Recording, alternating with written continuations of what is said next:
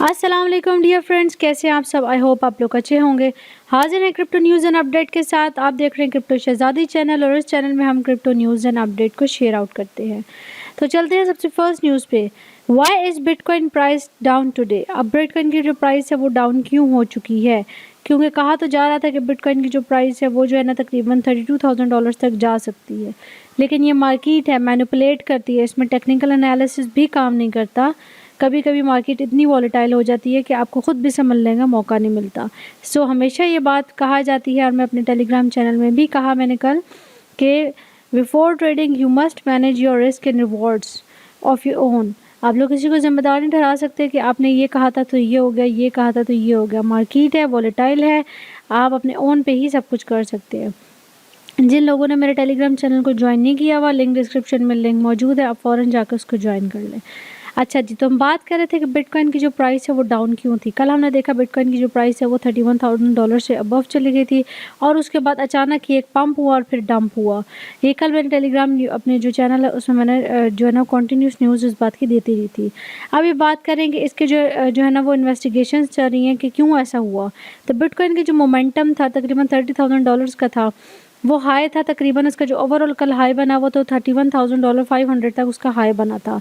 लेकिन फिर क्या हुआ कि उसने जो है ना वो अपना जो है ना वो सारा नीचे चला गया और बिटकॉइन तकरीबन $500 जो है ना वो डंप हुआ और कितना चला गया, फिर वो $30,000 तक चला गया। तो ये जो है ना ट्रेडर्स जो है वो कंसर्न करें कि बिटकॉइन के माइनर्स जो हैं वो BTC एक्सचेंज पे भेज रहे हैं, तो इस वजह से हुआ।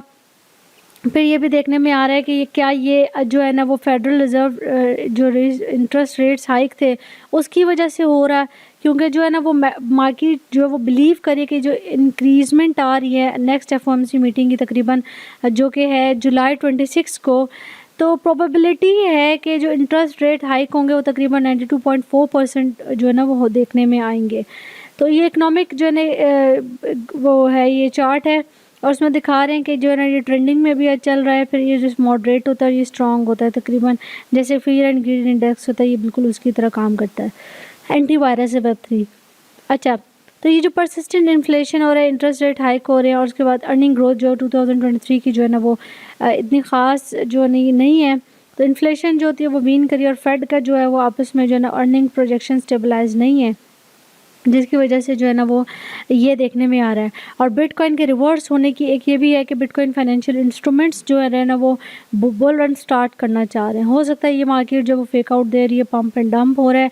आपने मुझे कमेंट सेक्शन में लाजमी बताना है कि कल जो सिनेरियो हुआ था अचानक पंप और डंप फेक आउट था, उसमें आपका कितना लॉस हुआ, ये आपने क्या चीज़ उसमें सीखी है। तो कमेंट सेक्शन में लाजमी बताइएगा। आप लोगों का एक कमेंट भी मेरे लिए बहुत मोटिवेशन रखता है।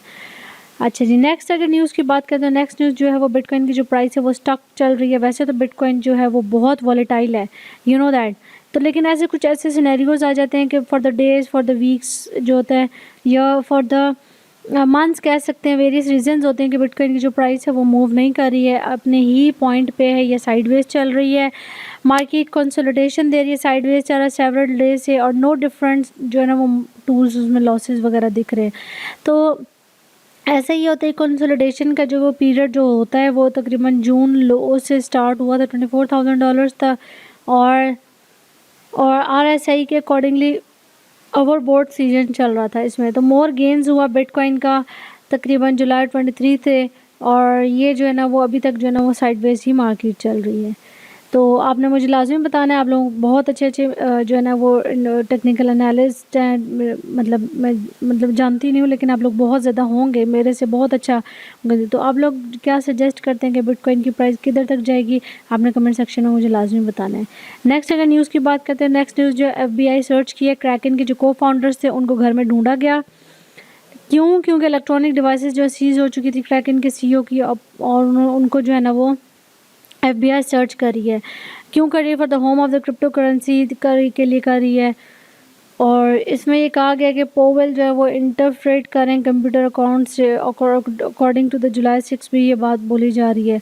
तो 3 पीपल जो है ना वो इन चीज़ों को मैटर को देख रहे हैं। FBI जो है ना वो सर्च कर रही है क्रैकन के जो को-फाउंडर हैं जेसी पावेल, उनको मार्च से। तो इन्वेस्टिगेशंस जो है ना वो क्लेम करें कि उन्होंने हैक भी किया और cyber stock non profit art groups में भी जो है उन्होंने जो है ना वो 2 नंबरी की है जिसे कह सकते हैं। नेक्स्ट अगर न्यूज़ की बात करते हैं, बिगेस्ट न्यूज़ है 12 आवर्स पहले की है। Elon Musk call for AI regulatory oversight report.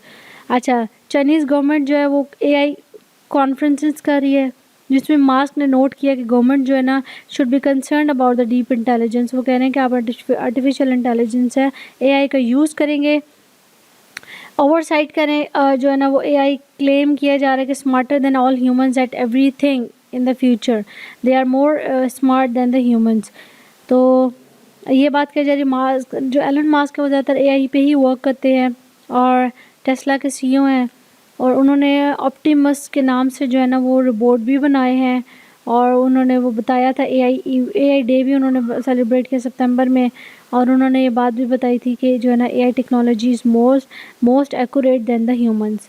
तो आजकल जो एआई का यूज़ आपको पता है कि क्रिप्टो में भी हो रहा है, उसके अलावा डिफरेंट ऐसे फैक्टर्स हैं आजकल। जो साउथ कोरिया में जो है ना एज अ टीचर्स भी जो है एआई प्रोफेसर्स ले रहे हैं, और इसके अलावा जो है ना एआई का यूज़ जो है ना एवरी फील्ड आजकल जो वीडियोज़ बन रही हैं वो एआई बेस्ड बन रही हैं। तो ये सारी जो है ना वो एआई टेक्नोलॉजी है।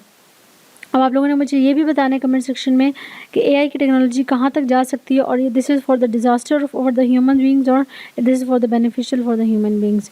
तो ये थी आज की वीडियो, होपफुली आप लोगों को पसंद आई होगी। मेरे चैनल ये टेलीग्राम चैनल भी आपको मैंने बता दिया। उसके अलावा जो वीडियो को लाइक सब्सक्राइब और शेयर करें, बेल आइकन को नोटिफिकेशन उससे भी प्रेस कर लें ताकि आपको नोटिफिकेशन टाइमली मिलते रहें।